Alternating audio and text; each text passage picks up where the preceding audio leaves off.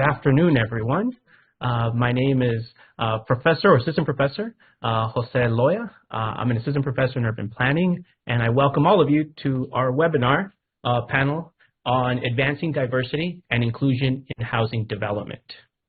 Today we have 4 wonderful panelists that I'm going to introduce in more detail shortly, but first I'm just going to introduce their names. First we have Malika Billingsley, Sonia Falcon, Devin Jamar George, and Adriana Kikiewicz. Before we begin, we'd also like to acknowledge the Gabrielino Tongva peoples as the traditional land caretakers of the Los Angeles Basin and South Channel Islands. As a land-grant institution, we pay our respects to the ancestors, elders, and our relatives past, present, and emerging. We'd also like to thank our sponsors, the UCLA Luskin School of Public Affairs, the Bunche Center for African American Studies, the Lewis Center for Regional Policy Studies, and the Ziman Center for Real Estate. Perfect. And so as my panelists join me on this webinar, I'd like to actually provide greater detail or a longer introduction for my panelists. First, I'm going to introduce Malika Billingsley. She's a Senior Development Advisor for NEOO Partnerships, or Partners, a firm based in the Twin Cities, where she works on development, or where she works to develop affordable housing projects, including multifamily, light tech, and bond projects with experience in construction, financing, and project delivery. The second panelist is Sonia Falcon, is a partner with Daylight Community Development, a firm that focuses on delivering housing for LA's homeless population, with prior experience with the Runyon Group, managing acquisitions and fundraising. Sonia is an alum of the UCLA Anderson School. Then we have Devin George, is the president of Building Blocks, a Minneapolis-based firm that focuses on community development, including housing and mixed-use projects, mentorship, and youth programs. In addition, he's also a 3-time world champion and former Los Angeles Laker. My bad. That's my LA hat. And finally, and not least, is Adriana Kikiewicz. She's an assistant director of housing for a Community of Friends, an organization that focuses on providing and managing permanent supportive housing, with currently over 50 properties completed or in development. Adriana is an alumni of the wonderful urban planning program at the Luskin School of Public Affairs. Welcome, everyone.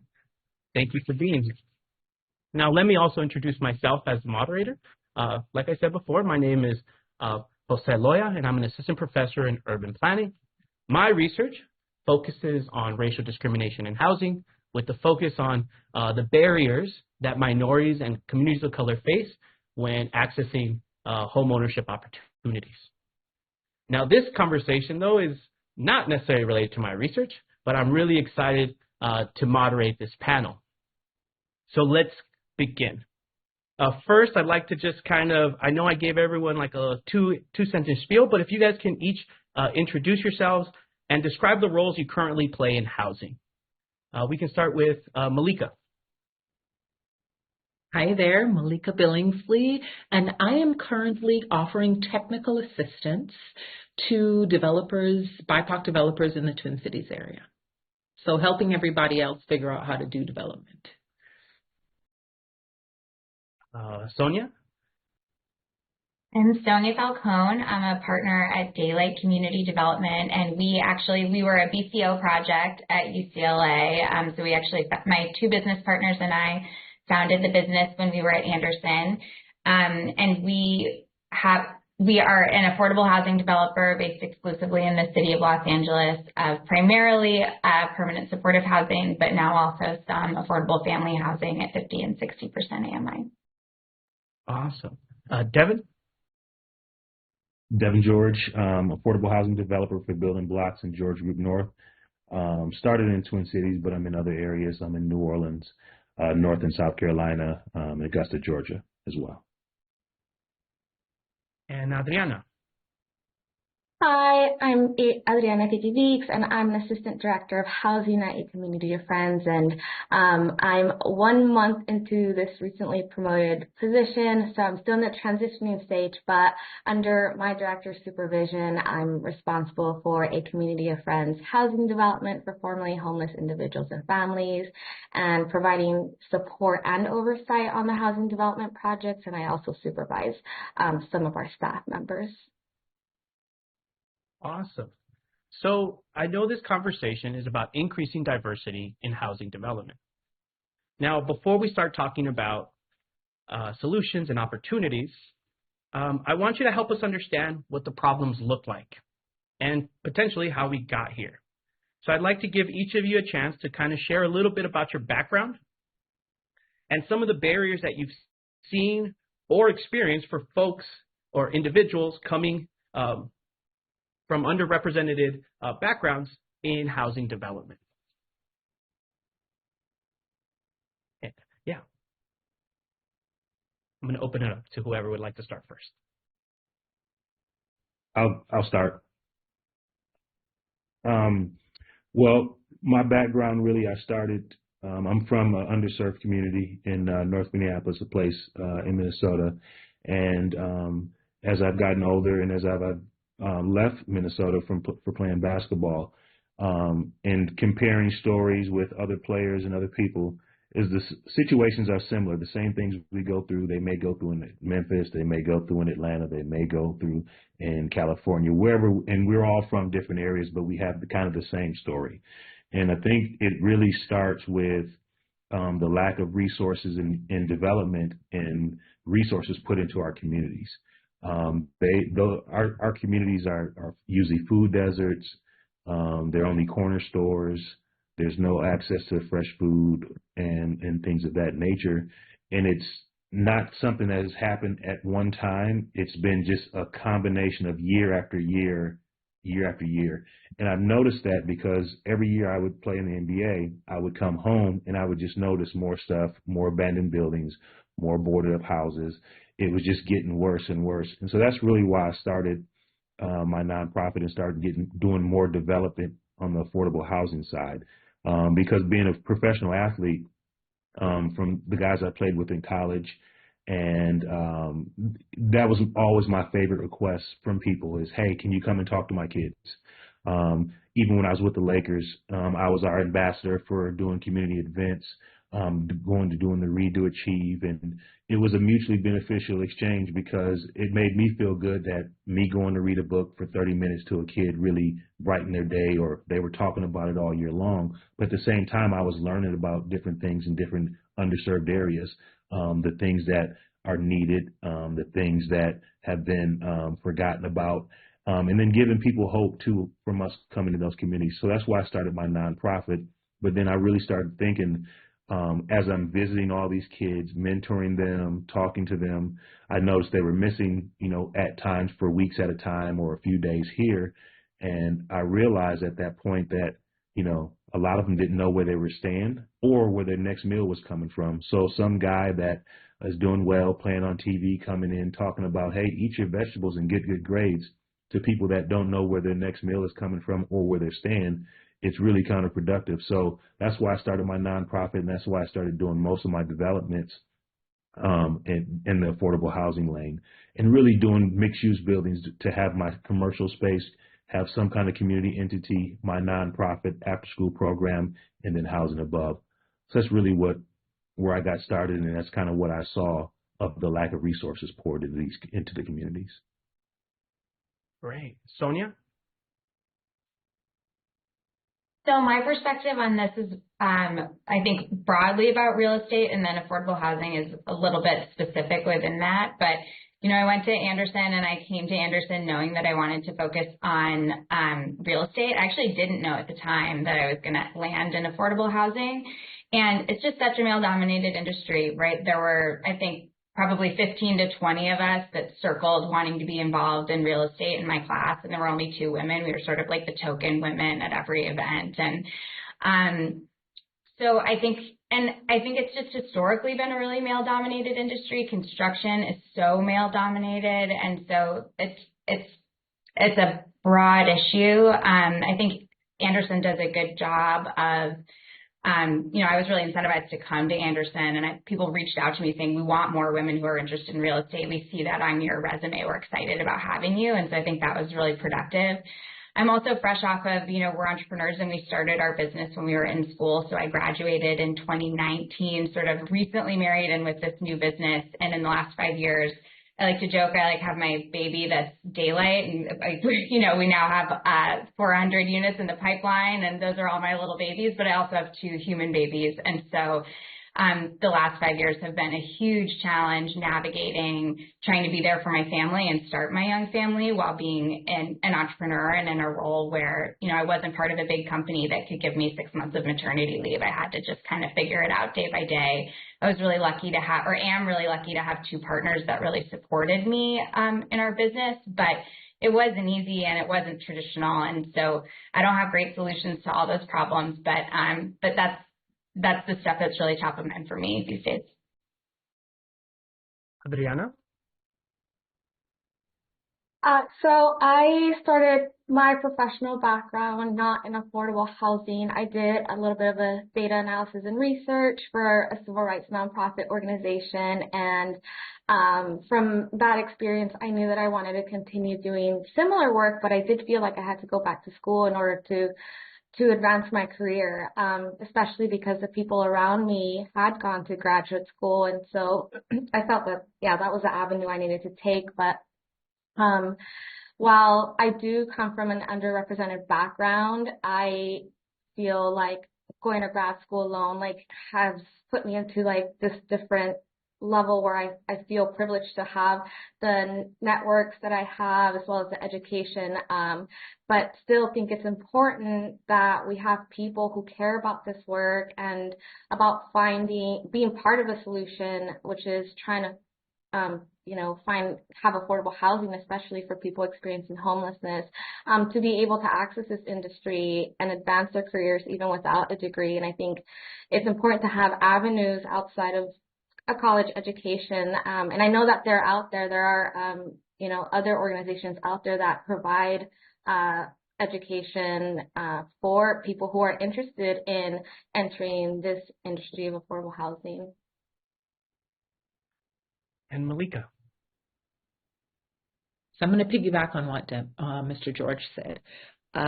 Traveling, I'm originally from Jamaica, and I did a fair amount of traveling, and everywhere I went, there were people sleeping outside. And from a very early age, that bothered me. It wasn't something that I thought I was going to do anything about. I took the long, windy road to affordable housing, art school. I thought I was going to be a dancer. But my passion for making sure that basic needs were met overtook everything. So once I got to Minnesota, and Devin and I work in the same area, I have some people trying to do developments in North Minneapolis, the passion grew even more. And it was, I think, more along the passion for fairness and how simple it could be. Again, like Devin said, to offer somewhere to live especially for families, because that really bothered me, versus the $35,000 a year it costs us to keep somebody homeless. I'm just saying, I'm a dollars person. So I looked into those kinds of things, and I was like, if there's a way, why are we spending so much money keeping people homeless when we could just treat people like people?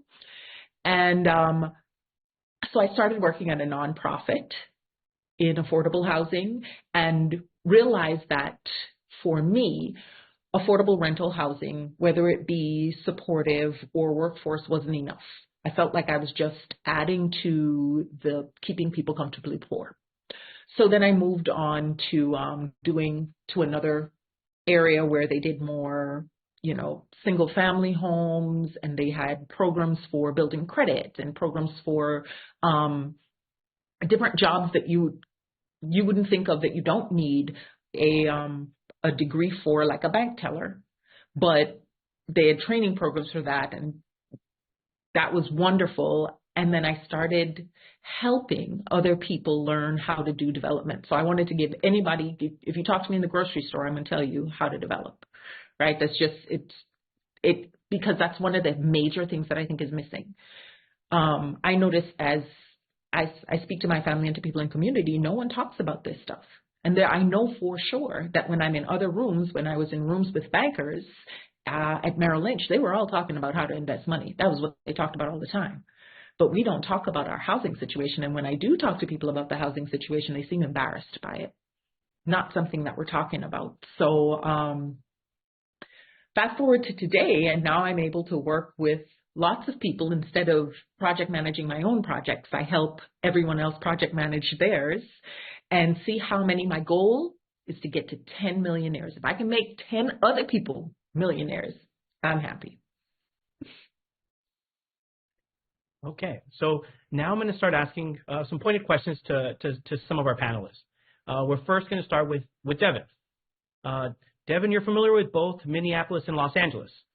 You've got your business, Devin Group North, and your nonprofit Building Blocks, which combines both real estate development with mentorship and programming. I guess since development is so capital intensive, what do you say to people or advice to those that are interested in the field but don't know where to begin if they don't have if they don't come from wealth or have necessarily the financial infrastructure, right, that the majority enter with? I would say really focus more on the deal structure, understanding the deal. You can find the money, and then you find your partnerships. I would just say really hone in on every detail that you can know about the process, because there's always guarantors that you can do. There's always resources that you can go get for money. There's always services, communities like LISC, organizations like that are nationwide that do pre-development loans. So you can find the money. It's a little bit harder, obviously, if you don't have the capital or the balance sheet strength to put up. But if you have the process, you can find it, because the reality of it is a lot of the mission-driven or mission-based companies that are doing housing, or they don't have the balance sheet and strength. They have to go find a partner, or they have to go get grants or whatnot. So that would be really, my focus is if I didn't have the capital to start, it was get the process and then say, hey, I have this on a platter. I need a guarantor. Here's some of my developer fee, or vice versa. And so you brought up the process. You also brought up like having the expertise in multiple areas and learning about it rapidly, quickly, right? Especially if you don't have the capital. So this question is for Malika.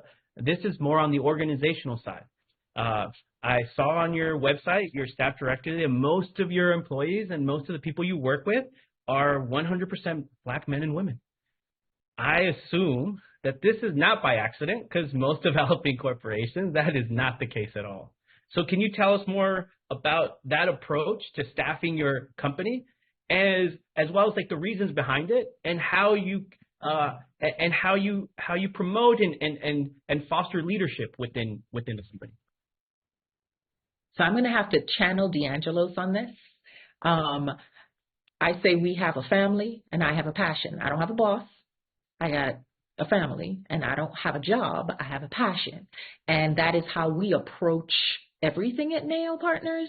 And D'Angelo's was someone that I had seen in the real estate space in Minnesota. So the real estate space in Minnesota is really small, and it's very, very, very dominant culture. And so if I walk into the room, 9 times out of 10, I'm the only woman, and most definitely the only person of color. And at the time, I think I might have had dreadlocks too, so I was coming in all hot, right? And then I look across the room and I see D'Angelo's, and we do the, hey, up nod, we're good. And after seeing him for about 5 years, I noticed that his company was growing and he was doing well. So I wanted to call and just shout out and say, hey, you're not alone in the business. I see you out here. I know you're not doing affordable housing, but I just want you to know that, the more people that we build, that more people of color that understand how to handle money, we can get to the housing. You know, just like Devin said, you can get there if you understand the money. So I called him up on a Friday and I was like, I'm just calling to say, you know, congratulations, super proud of you. And he said, so you want to work here? Absolutely. So by Monday, I gave my notice and I was working there. And everyone that I have spoken to, that is kind of how we've been hiring. It's been through, this is my passion aligns with your passion, let's go. And in terms of structure, DeAngelos and Denitrick own the company, but the buck doesn't stop with them. We're all in it together, right? And it really is, it is a family. And it sounds strange because I know that is one of the ways that a lot of companies use to acquire young, talented people, right? But DeAngelos specifically looks for people of color, and people are drawn to him. Again, like I said, there are about 3 of us in the room. And as soon as you have that conversation, if you're on board, we're ready to go. And if it's a situation where it's not for you or it's not working for you, because everything doesn't work for everybody, we're going to help you get to where you need to be. So we just had someone leave and go to law school, and we're all helping her get to law school, and she's got a full ride, and we're cheering her on to go because we need to see people of color in all the spaces, especially when it comes to affordable housing, not just at NAO Partners. Thank you. Is that sufficient? No, that's more that's good. So I'm gonna move on to our other 2 panelists. I'm gonna turn to our UCLA grads, Adriana and Sonia. And first, I'm gonna ask some questions to Adriana. Right, I'm gonna start with you. I think nonprofit affordable housing developers are often seen as an avenue for people of color and underrepresented communities and individuals to get into real estate. Right.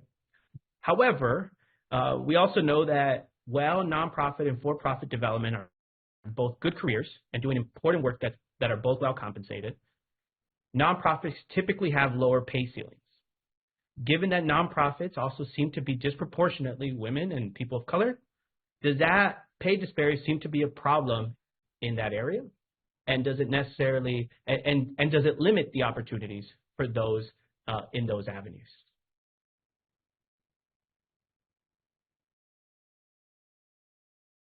I believe you're on mute. Sorry. Can you hear me now? I definitely think that there is a pay disparity, and I'd say not only between nonprofit and for-profits, but even within the nonprofits. And given that, and I agree with you, I do feel like in the nonprofit field, I do feel a lot more Black people, people of color, women, and I think it is a problem that there would be that pay disparity, and especially when it comes to the recruitment and retention of staff. And there's also a problem, I think, if people are being unfairly compensated, but I think it's hard for me at least, to define what is unfair compensation, especially like you mentioned. I feel both the for-profit and the nonprofit development companies or organizations, they do, the compensation is good compensation. So how do you define unfair compensation once you've reached probably a middle class level or status of compensation? And so that's how I feel about that. Awesome. Did I miss any questions? No, not at all. And so Sonia, Daylight Community Development is one of a number of firms in LA that are taking advantage of recent state and local reforms to build deed-restricted affordable housing, in some cases without even any public subsidies. Do you see these reforms as potentially fruitful opportunities for people to get into development? And as a follow-up, is this an opportunity, right? What do you see in terms of the landscape of this type of development or opportunity, lack thereof of opportunities in this area? So I was thinking about this question yesterday, and I think I have 2 different answers for it. So the first answer I have is, I think in general, the state and the city have been throwing so many resources at affordable housing, and there's a whole different panel that we could have about whether they're being efficiently thrown at affordable housing or what types of programs we should be funding. But our company was really a beneficiary of that type of that spirit and that spirit of investment if we have to throw some things at this problem. So we got to business school in 2017, and in 2016 was when HHH passed, which was the biggest bond measure in the city's history to fund permanent supportive housing. And at that time, it was a really unique historically, affordable housing has been a really high barrier to entry business because the big bureaucratic organizations that are awarding funding are looking to award it to groups that have a track record, right? They want to see, do you have 30 buildings under management? Have you successfully completed a bunch of construction projects? And at the time, we answered no to all of those questions, right? But in the HHH years in the city, there was such a need to deploy the capital really quickly that the city was willing to take risks in a way they hadn't been historically. And so we were able to get some projects in the door and get a foothold in this historically really high barrier to entry business because the city had enough resources and enough time pressure that they were willing to take some risks that they hadn't been willing to take in the past. And so I think just the sheer volume of resources being thrown at the problem does sometimes wiggle these bureaucracies out of their old patterns, and it's rare for that to happen. I think the other part of your question is a little bit about whether projects without public subsidy sort of create an opening. And I go back and forth on this one a lot because on the one hand, I think our public funders are really intentional about spending their funding in organizations that are women and minority led, and oftentimes you're scoring higher literally when you're applying for funding if you are a women or minority led business. That exists in the private space in some moments, right? There are some funds that are focused on women and minority led businesses, but it's still growing. I think there's some advantages there. I think that a private fund can be much more flexible in their definition of women and minority led, and they can sort of target the entrepreneurs who those programs are really set up to benefit most. Well, I think on the public side, there are such stringent and strict requirements that sort of the success rate can be good or bad. And so I think there are sort of two sides to that coin, and I think both have their benefits. And excellent. And so, Adriana, I also wanted to get your thoughts also. Like, what are some of the innovative ideas or projects that your organization is working on related to affordable housing that, like, kind of as Sonia kind of pointed out, like, bureaucracy and local politics state politics gets involved and kind of prevents, but maybe there's opportunities also to kind of wiggle and create that innovation. Talk a little bit more about that. Well, a lot of what a community of friends does are tax credit projects, right? So we do go through the avenue of having to apply to a number of public subsidies in order to layer all of our financing to build affordable housing. However, I think, and especially in the city of LA, I do feel like at this time it's been tough, knowing whether there is going to be money in the future. And so we've been thinking about how to kind of outside of the box, like how can we develop affordable housing without necessarily like depending on all of these public subsidies. And while it has been a few years, we have been working on what we call a pilot project and trying to see how to develop smaller projects, right? Around 30 units without any public subsidies. And at this time, we're about to start construction, I think maybe early next year on one where it's not going to have any public subsidies. And a lot of the way that we were able to do that is, I believe, like initial funding from foundations to be able to fund that. But I agree, we have to definitely start thinking outside of the box, especially when we don't know like what money's going to look like. Yeah, affordable housing. Figuring out alternative. It sounds like you guys have like figuring out alternative streams of revenue or not revenue of capital, right? That may have the same mission or similar mission as your organization. Okay, so now I'm going to go back to Devin and Malika. I'm going to ask you a similar question. right? You both work in Minneapolis, and the city recently passed its DTLA 2040 plan a few years ago, which was viewed as enabling more housing with broader array of housing types and a simpler process. I always say, simple is subjective, right? Do you think these types of reforms or others like them have any effect on who's able to get into the development industry, and what impact has it had on your business in terms of developing in the city? Oh, can I go first, please? Because I have feelings. I have feelings because right now it's held up in court. So what it's doing right now is making everybody who thought that they were going to develop and get their project started, they're sitting there like this as their time and their pre-development money goes away. So whoever's holding it up in court is definitely not being helpful. When I first read it, I was like, okay, this is great, but no parking may not work in -30. So there are definitely some things in it that I think are well-intentioned, but clear to me that no one was living it.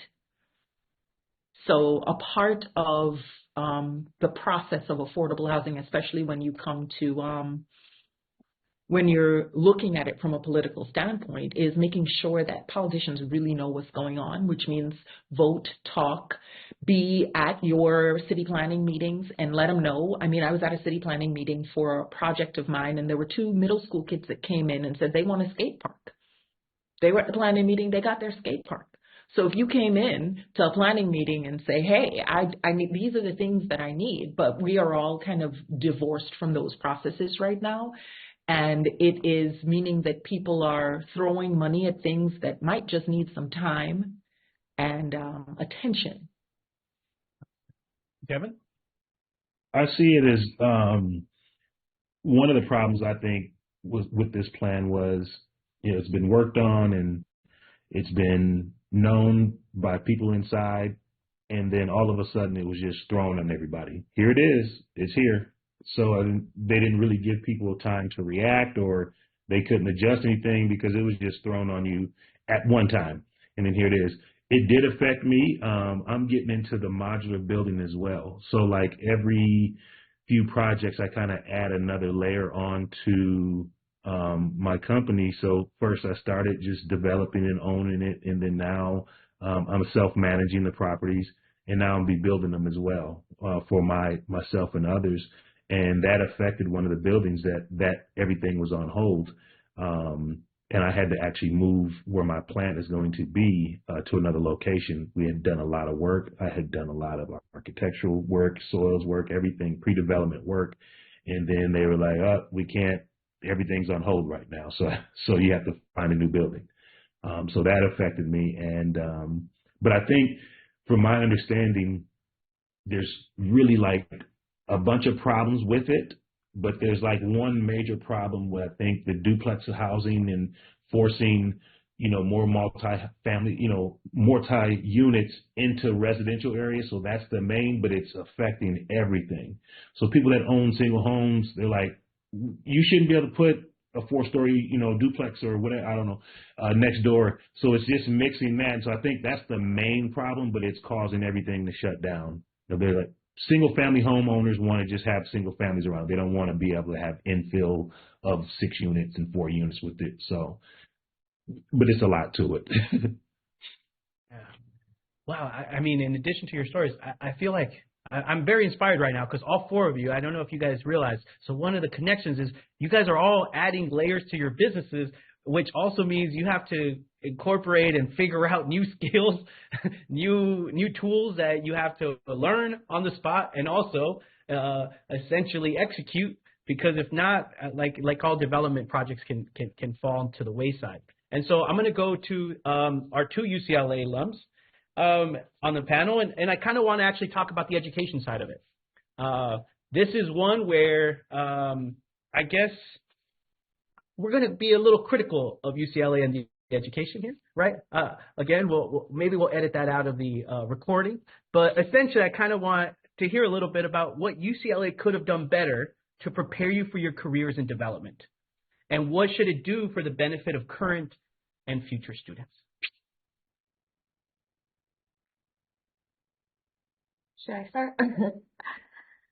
Okay, so it's interesting to think about this question because I did not go to UCLA for the purpose of getting into real estate development. I just knew I wanted to do something where I could use my skills and education to help solve like a social injustice, and it ended up being real estate, affordable housing that I went into. But I do think that the courses that I took at UCLA were super helpful, especially the real estate ones and about affordable housing. And to think about what UCLA could have done better, I'd say I got the most value out of events like these, to be honest, events where we had guest lectures or panels, super valuable for me because I was able to hear from people in different industries, also an opportunity to ask questions, especially for introverts like myself, where I don't jump at the idea of a networking event, going to like a smaller space where it's just, a few people talking about their careers. I think just that's what was the most valuable for me. And I think if UCLA could do or continue to have these events, I think would be great for students. Antonia?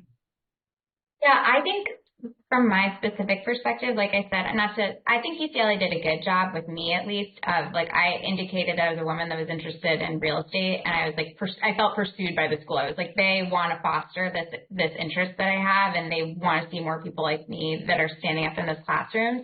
So I was really grateful for that. And I think, and I agree with Adriana that it's important to have those more casual opportunities for more casual connection, because it's also, those are the people that you reach out to when you're actually in the trenches, you're building housing, you're feeling like you might be the only one, and having those people that you can call. I rely on my network from Anderson so much, those social connections, when I have a really hard day, when I don't feel like I can balance having my family and having my business, and I don't feel like I can keep those balls in the air. I feel like I have a crew of people who understand what that feels like and who are in that same situation as I am. So I think fostering those relationships when you're actually at school makes such a huge difference. I also think that, I was really involved in the entrepreneurship program at Anderson because we were starting our business. And I think some tools around sort of what entrepreneurship does to your personal and family life would be really helpful too. I think that disproportionately affects women and people of color, trying to balance starting a business with the other things that you have going on, and more tools like that would be helpful.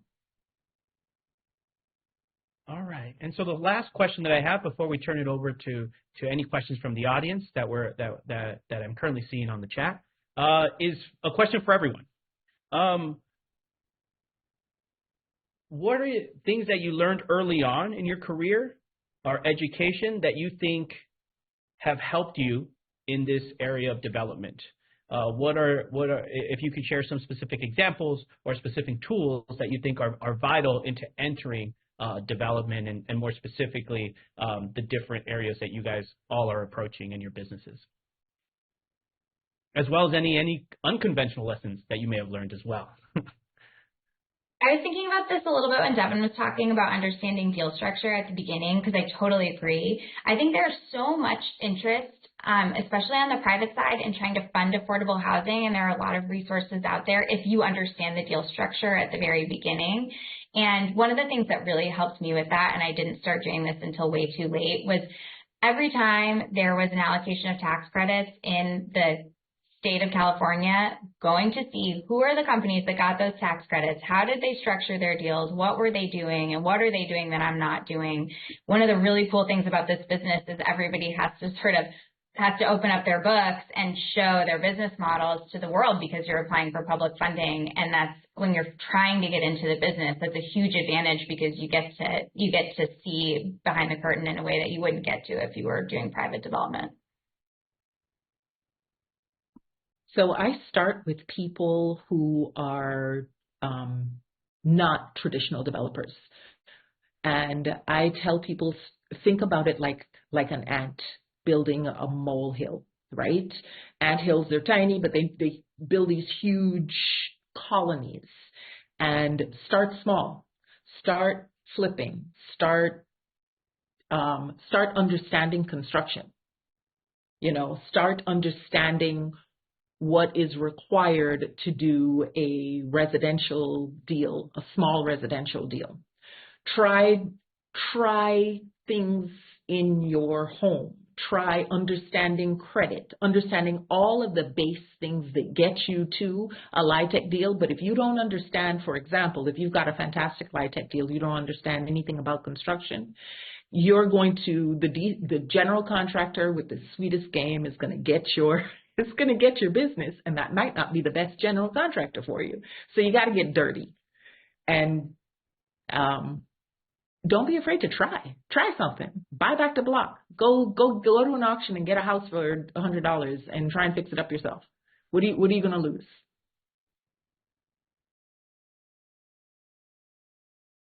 I'll piggyback on that as well. What I learned is, I had to hit the ground running and catch up quick, because I had jumped into the affordable housing because I had owned the block of old buildings. And once I decided, I was doing market rate projects, and once I decided that I'm going to do some affordable housing, I said, I got the perfect place in the neighborhood I grew up in. I owned the whole block. But the first few meetings, just my head was spinning because it's a different world. And I can kind of see that same look when I'm pitching to family offices or raising capital for one of the projects. And there's wealthy individuals or people that are used to working on the market rate side. Their head is just spinning. They just really can't grasp how to put this together. They just can't get it. And it's hard. They've been in one lane so long. So the education part, of me going to conferences and going to Novogradac and just kind of all the way, just trying to learn as much and staying on top of it, because things change every day, every year. The way you're doing things or the funds you're going after this year, next year it's not available, or you're doing it a different way. So it's really just kind of understanding in the deal structure and continuing to learn and bounce ideas off each other and say, hey, how'd you get that one done? Or networking.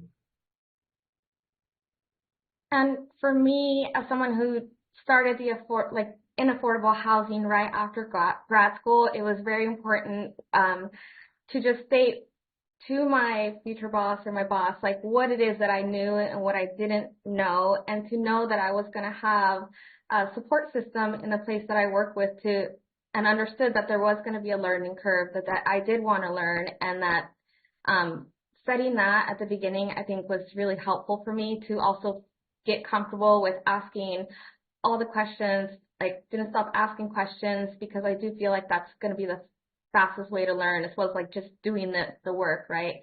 And I'd say, I don't know if this is an unconventional lesson or something unconventional, but I do think that I wouldn't be here today if I didn't have a solid group of UCLA alumni who, like myself, are their first in their family to go to college, obtain a degree, and choose to go in this field. And having them as my support is, I think, one of the privileges that I feel I have, having gone to UCLA, because they're also constantly validating me, encouraging me. This is not an easy field, I feel, to be in, and it's a lot of work, and to have a group of support to make you feel like you belong in a space where historically we didn't necessarily belong has been super helpful in my career. Awesome. So now we're going to open up to some Q&A from the audience. For those interested in asking a question, we have some staff on the back end that are sorting through, so please ask your questions. They're going to sort through, and they're going to send them to me real quick, and I'll just read them off and open it up. So it's kind of at this point, none of our panelists are prepared for the questions, but we'll select some good ones. The first one that we have is coming from an audience member, where is there a component of community or support that is necessary to include with affordable housing, or is just being part of the community enough to ensure that certain individuals are set up for success? How do we define community, and what does that necessarily look like when you're developing? You as a developer are thinking about what that looks like in terms of community engagement. I'll start. It's necessary community engagement for people to know what's going on, what's happening in your neighborhood, what are you trying to build. A lot of times our applications want that for your scoring, is your community engagement and letters of support from your community organizations and people. We in Minnesota, we even have to flyer the surrounding people where the developments are going and let them know, hey, this is coming. You know, if you have any questions, you may hear noise. We're out here soil testing, whatever the case may be, but we flyer and we get the community and definitely the people that are involved. But it's a big part of it, and it's educating them as well, that the benefit of it, and you have to deal with the good and the bad. It doesn't matter what you're putting up. It doesn't matter what you're going to bring to the community. There are going to be people against it, and you just got to know how to go through it. I can tell someone in the poorest area in the nation, I'm going to build a bank right here and give everybody $100 when they walk by. You're going to have somebody that just has a problem with it. That's just the nature of it. So that's my spiel.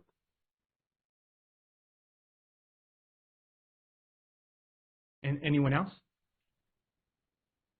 Yeah, I can add to that. I do agree that having community engagement is critical, especially now in the city of LA, and I think even statewide. There are a lot of different ordinances that have streamlined the development of affordable housing, where it's supposed to be a lot easier to get entitlements to develop your projects. And so where community engagement or seeking community support used to be a requirement, it's not necessarily now, but I think it's still important to be intentional about informing community that's surrounding the development, so that they can feel like this is, part of their community, and also benefits the people that are going to be living in there too, right? Once they move in, the tenants living there don't want to feel like they're not accepted in the area that they live in. So I think continuing to inform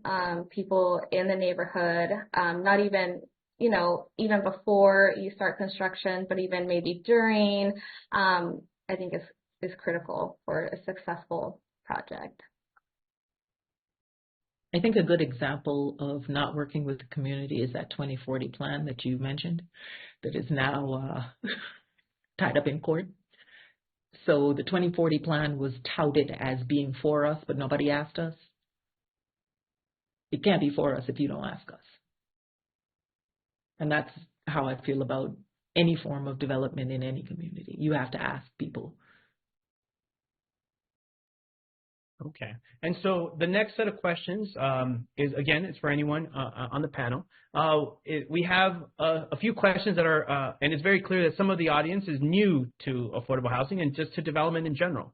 So I guess I'm going to ask each of you, because you guys are very seasoned in this area, to kind of take a step back and kind of think about some of the,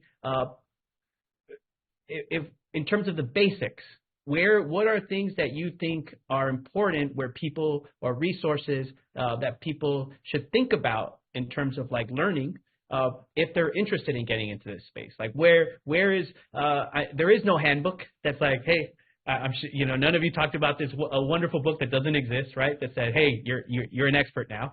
So taking a step back, like what are some basic pointers or areas that you think would be important for someone entering this development? I think that if there's an opportunity to find an internship, that would be helpful, because a lot of what you learn by doing. I guess another idea would also be, attending conferences. A lot of times conferences do provide scholarships, especially to students, I think, who want to attend, and those conferences provide a lot of information. There's a lot of workshops, especially if they're multi-day conferences. You're able to meet people, and I think that this could be some options. I agree. Oh, sorry. No, go ahead.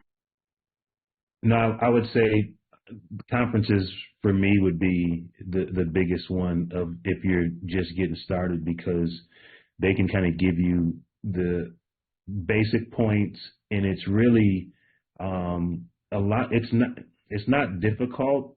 For me earlier, it was just a lot of acronyms, and people that are talking about affordable housing and things are using a lot of acronyms and quality Bs, and I'm just like, if you say it out, I know what it is, but it's almost like speaking another language.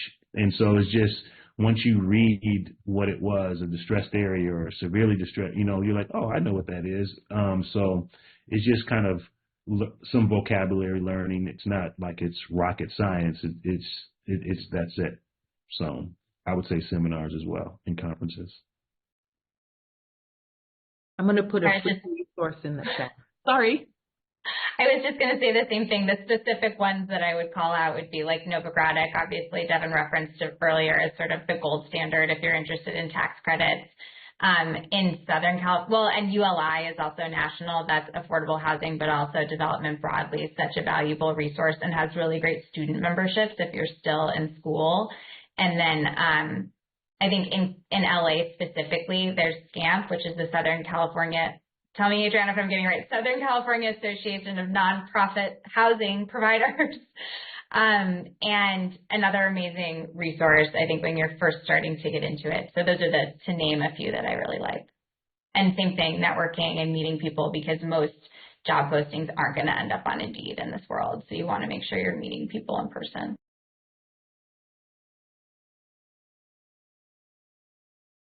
And like I said, I put a free resource for supportive housing in the chat. It's actually a CDFI, a national CDFI, and they have free learning, like free seminars. You know who's your best friend in affordable housing? The Google, the Chat GPT. Go look for it. It's out there. It's out there right now. And the Inflation Reduction Act has hidden a lot of money for housing, just hidden in there. So, Devin, you touched upon building in minority neighborhoods, and so I have a follow-up question. This is again to the entire panel. When it comes to building in underinvested communities, in particular, what are unique considerations that you and your companies have to take or have taken to work with those neighborhoods that are different than potentially other developers in the past? Or currently? I usually try to use my notoriety to soften things up, especially in new neighborhoods. That's an easier way for people to trust. When you're coming into neighborhoods or where you're from or you're not from, especially if you don't look like you're from that neighborhood, you really need to be trusted or go in with somebody that is trusted, whether that be a community organization person, a pastor that's been in the neighborhood. You need somebody there, because when you're an outsider coming in, people have been mistreated, and they're like, well, what do you want? What are you in here? Why are you here? But when you're from the community, if you know it, it's a little bit easier. It's more the process is a lot smoother, but that would be my take.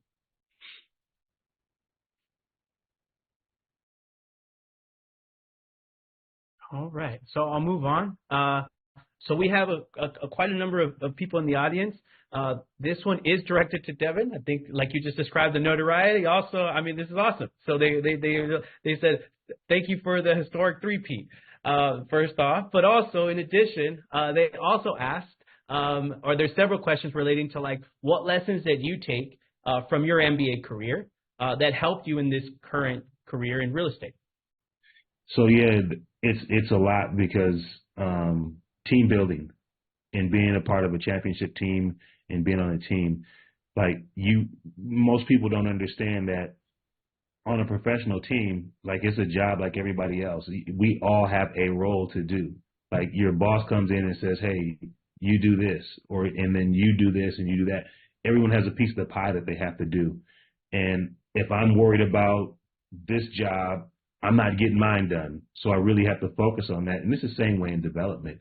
There's so much stuff that you have to do, and there's so many people you have to rely on. like I have to wait for the accountant to get me back certain numbers before I can move, and it's a process. I can't do everything. I have to wait for the construction numbers or whatever the case may be. The architect has to finish his job. Then we can get plans. Then we get into the tax credit investor. They got to run their numbers and then send them to me, and then we put them in so everybody has kind of like a little piece of the pie.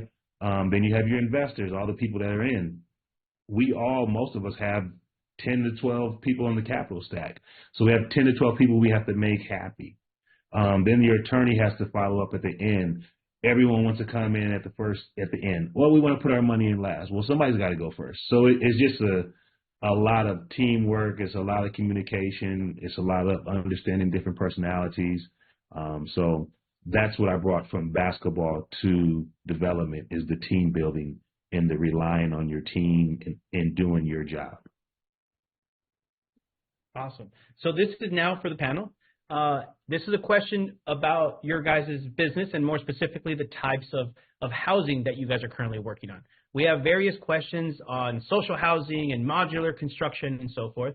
And we kind of just want several audience members are thinking about or are asking, are there any new types of models of building housing and providing it or subsidizing it that we should be excited about or that you and your companies are excited about as you guys are thinking about the future of your firms? I'll start with this maybe. I don't know, since you said new forms of ways of building. I just finished a very large new market tax credit deal. So I'm starting my modular company in Minnesota called George Modular Innovative Solutions, and really got into that because, one, that's the way we're going. We're getting too far behind on building of us dropping a bunch of lumber off at a site and getting the hammer and nails and going to work. It's taking too long. We're getting behind in the amount of units. The least amount of units that are available is causing the price to go up. And so modular is really kind of the wave of the future, we believe, and that's which way we're going. So I'm in that lane now as also being a developer, but also now the builder for affordable. We do hospitals, we do everything, but that's the way to go because, one, especially in climate areas like Minnesota, we have restrictions. We have real restrictions where we have to get certain things done. Out here in California, you can start digging and going at any time of the year. Minnesota, we have some restrictions. We got road restrictions. You got to get that concrete poured by September, October so it can dry. If you don't, there is winter conditions. You got heating blankets, and then that drives your price up. In Minnesota, our price goes up even more because people are not trying to work outside in 30 below zero. So we only have a few companies to choose from. When you only have companies to choose from, the price goes up. The workforce goes down, the price goes up. So we'll be able to build 365 days a year. All of our workers will be in T-shirts and shorts all year long. And then we'll be able to keep the production line moving and hopefully put a little bit of a dent in there in the process. But that's the way we're going is modular. So look us up, George Modular Innovative Solutions. Devin, I will look you up. We have 4 modular projects right now. One of them's completed, 3 in construction, and I'll look you up. But we have had mixed results with it. I think modular is faster and it is cheaper when everything goes right, and that everything goes right is like a big asterisk, italicized, underline. That conversation you just had about like making sure that every member of the team is rowing in the same direction. Like when you have modular, you have a whole new member of the team and a very big one that needs to row alongside you. And so we're really excited about the technology too, and also excited to see the industry mature. I think more people getting into the space, more manufacturers having more units under their belt, and people like you who are also on the development side who can make units and put them out into the marketplace helps keep that pipeline full and make sure that the factories that we have are really set up to succeed. And so I'm really excited about seeing that space. Now, having done a couple projects, seeing that space mature, because I think more people being interested and more people purchasing modular units is how we get it to a place where it really does save the time and money that we dream it can.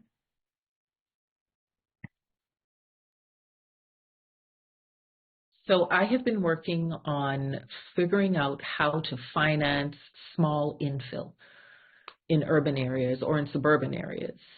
So how does someone find enough money, whittle together enough money to do anywhere from right now my sweet spot is 16 units, and be owner occupied. So instead of using first time home buyer programs to buy a house, what would it be if you could use the first time home buyer program to buy a building and then have that passive income where you're living? So as a way of generating wealth in different communities. As soon as I crack the code, I'm giving it away, though. I just want you to know that.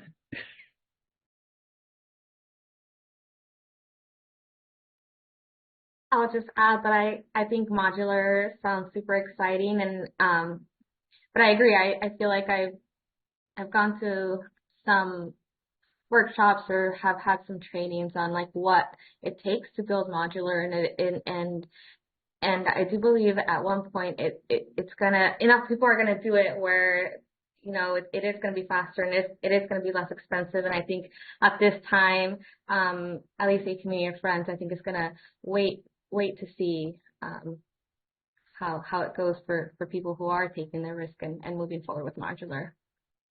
Adriana, I have a feeling that the wave is not going to start in the city of LA with our accessibility process. I think it's going to start somewhere that doesn't have our accessibility requirements. That makes sense. So I would be remiss to not put on my professor hat for just a moment. And so I kind of want to talk about a little bit of the policy aspects. So some audience members were thinking or asking questions about, like, what are some of the policies that your organizations right now is on the forefront, or policy changes that you guys think would benefit the industry, not just your company, but also development in general, in your respective cities and in the areas that you work with now.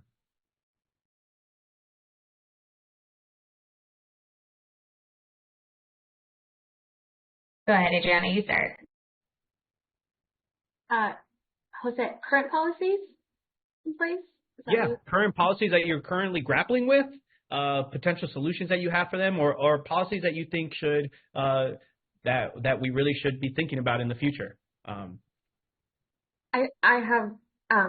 I think that SB 35 has been a policy that I think has been really helpful for our projects, especially because, and to explain a little bit, I think the biggest benefit to SB 35 is that it requires that cities, jurisdictions, not add on requirements that are not already objective standards within like their ordinances or their whatever they have within their jurisdiction. It has to be an objective standard, and I think that's important because and correct me if panelists think otherwise, but I think that there are times when, you know, because it is affordable housing or because it is permanent supportive housing, sometimes like jurisdictions like to add additional requirements that aren't necessarily objective standards and could add costs to our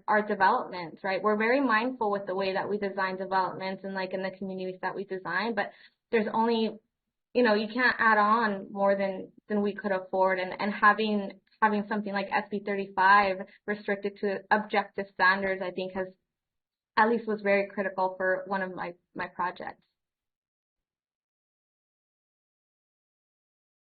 I was just going to chime in City of LA, we've loved ED1. Like we've seen a huge difference on the permitting side, like the fact that you could have a completed set of plans in the City of LA, but you're still waiting a year before you can break ground. It's just time that we can't afford to lose. So I've been really excited to see people picking up the phone when you call them at, a building and safety, which just wasn't the case before. I wish, even though I like being able to skip the line as an affordable housing developer, I wish from a big policy perspective, so not just benefiting me, that the city staff would think about expanding that to all real estate. Sometimes I feel like, we focus on permanent supportive housing, which is this teeny tiny sliver in this huge city that needs housing solutions. And so sometimes I feel like I'm coming up to a person who's been in a car accident and I'm putting like a little Band-Aid on like a cut on their forehead, and they're like that's not solving the problem, right? And so I think I would love to see them look at making those efficiencies across the board so we can get the density that we need in LA.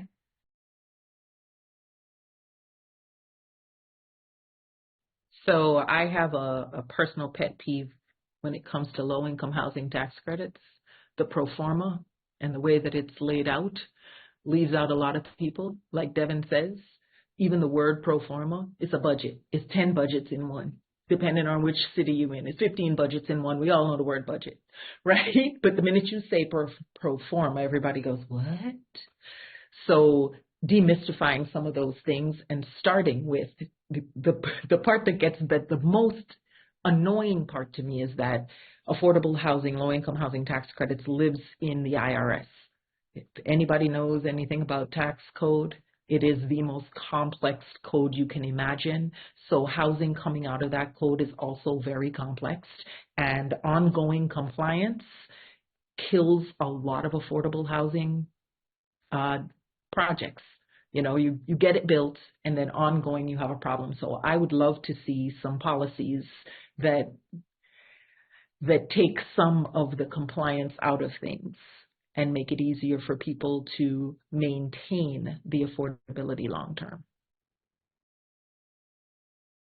My issue is just with the expense of it. The affordable housing is expensive. It's almost more expensive than market rate. You know, when you have all the fees attached on, the length of time, the applications you have to go through, the back office work that you're doing, the performers you're changing constantly, you know, the projections, I mean, the whole time you're holding costs, all that, I mean, it adds up. And you know, I've done a project that is market rate that has been just as much as the affordable 47 units I did. So all those unnecessary extra fees and cost and time could help as well. And then too, sometimes the staff, you know, they operate like robots and don't really look at it. If it doesn't have something up, check off the box. No, did you really read what that was? So those are my issues. I don't know about any policies, but those are my issues with it.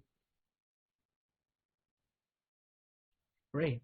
So I have one more that's related to that there's some people in the audience that are just looking for some advice on this one. So there's one audience member that's looking for advice for people transitioning from housing and homeless services to affordable housing development.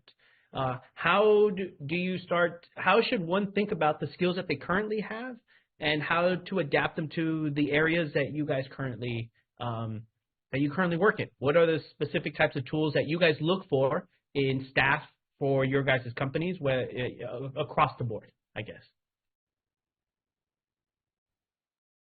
So when you're talking about supportive services, if you've been in the supportive service role, there are things that you understand about how people are living that someone who's not in that space wouldn't understand. If you can bring those things into design, then that now comes into money. So I'll give you an example. Say you understand that people really in supportive housing, they're not too concerned about the shower and the toilet being in one space. They'll share a shower, but they don't want to share a toilet and a sink. And this is an example, just a random example. Actually, it's a little more than a random example. It's a part of a study that I did with Hennepin County Hospital, where we spent a lot of time speaking to people who were unhoused and finding out what it is that they wanted. And one of the things that they were not at all concerned, they were like, we could have a shower room. No one's concerned about that. We just want a somewhere safe and inside to sleep, and a toilet and a sink. We don't even want a kitchen. The kitchen can be communal. The shower rooms can be communal. Of course, code is not going to allow that. So we would prefer to have code will allow people to sleep outside before they will allow you to build what people have asked for. But that's a different story. So understanding those things, you bring those things to the table, you have those anecdotal things that change how a project can be designed. And then that can also save a lot of money in construction. So those skills are transferable, I think, in a very real way because you understand the people. And we're talking about affordable housing as if it doesn't attach to a human. So making sure that you constantly keep people on that human level.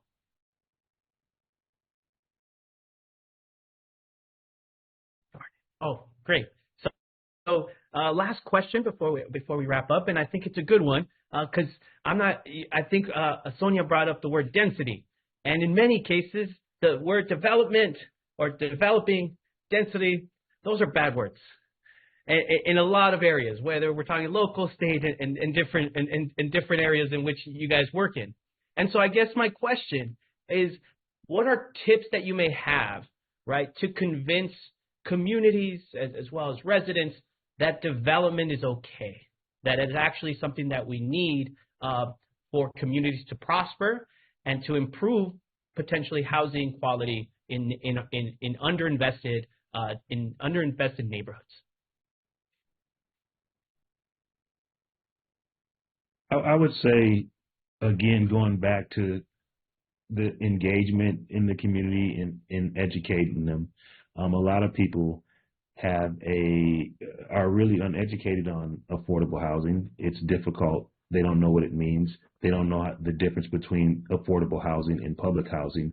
And I realized that in a real life study when I got involved with the community and was getting some letters of support, and the amount of people that really need to be educated on the building.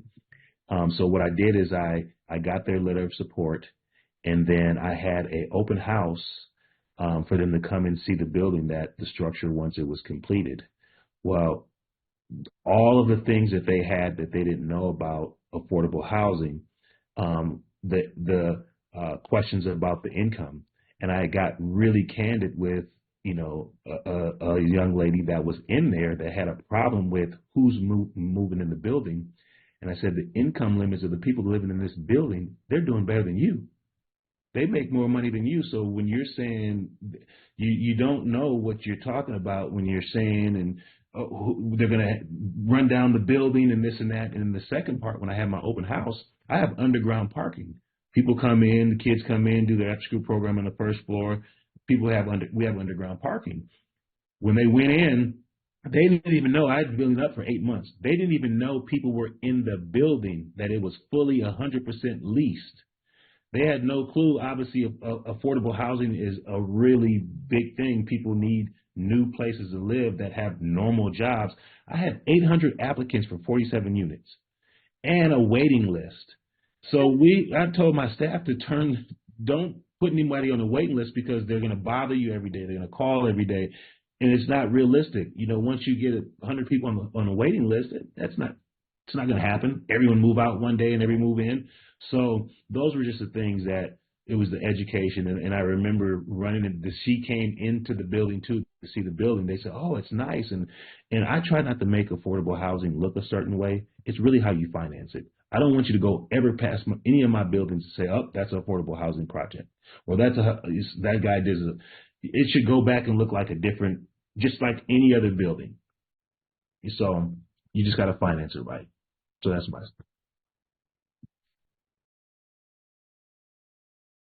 Anyone else? Yeah. I agree with that education piece so much. We had a project that we entitled in Woodland Hills, and I had a woman standing up yelling at us, right? And she said, we don't have room in our school. We don't have enough teachers. Like, guess who we're housing in our building? Teachers who can't afford to live in your community otherwise. Like, literally out of two sides of her mouth. But and not coming from a place of really not understanding how it works, because to everyone's points, it's a really complicated structure and the financing piece is complicated, but who you're housing is simple. And I think people sometimes let that complexity get in the way of, like, these are your neighbors, these are people who you want in your community. And I think that education piece and trying to find the patience within yourself to educate those cranky neighbors is hard but important. Anyone else? Okay, I guess before we wrap up, any final thoughts from any of the panelists about some of the trends or things that were discussed today, or just thoughts that you could give the audience in terms of like advice and recommendations on how to enter or how to think about affordable and or just development in general?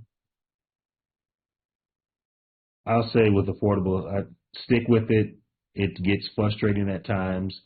You're trying to do good and make a living, but it gets frustrating at times. Luckily, I've had some architects and construction people that talked me off the ledge a few times. Because I was ready to get early on. I was like, you know what? I don't got to do this. I'm done. I'm trying to, and then they're like, no, we're not going to let you do it. So it gets frustrating because when you see a need that you're trying to help and you get so many walls and barriers that you have to go through and push through, and then you got the neighborhood, they don't want it, they don't see the value, and you put new buildings in the neighborhood, and it's crazy. We're all going after the same resources. There's a little pot of money, so when we're trying to fill our capital stack, you got to get in line or you got to really compete, and so I would just say stick with it because it takes some time, and you may have to go through a cycle or two to kind of fill your capital stack out of funding when you're applying for it. Okay, I actually want to go back to the question about salary and disparities, and I just want to add that while different organizations are going to have different funding and be able to pay different salaries that aren't necessarily the same throughout different organizations. I just want to say anybody in the affordable housing industry or wanting to enter it, or just general advice, I feel like there comes a point in your career where it's not just about the salary, right? There are other benefits that I personally look for, including like work culture as well as colleagues, like who you work with and who you're going to spend most of your life time with, really, because you're working for a good chunk of your life is critical also to I feel like making the decision on where to stay or where to go. Just wanted to point that out. Sonia, Malika, any final words or thoughts? I would echo the stick with itness and also the get creative. And I think the thing that was the most surprising to me since starting our business to where we are now is just how many times every single project, the capital stack, the design, everything about it is not what we thought when we bought the land. And being comfortable pivoting and understanding that like the environment's going to change around you, the neighbors are going to change around you, the funding landscape's going to change, and just be nimble enough to pivot and don't get too stuck in one way of thinking about it. And I'm going to say that you have to first start working on yourself, because if you know that you are not someone that is comfortable with change, don't do affordable housing. You're going to drive yourself crazy. So know yourself first. Handle your stuff, and then you can step off into this and any other career. But it's most important to know yourself. Awesome. Thank you guys so much. Once again, I want to thank all four panelists, Malika, Devin, Sonia, and Adriana, for joining me on this panel. I also want to shout out also the co-sponsors for this, the Lewis Center, UCLA Luskin School, the Anderson School, and the Ziman School of Ziman Center for Real Estate, as well as the Bunche Center for African American Studies. Once again, thank you guys so much for joining us. You guys provided some great insight, and thank you to the audience who also had some great questions and elevated this conversation further.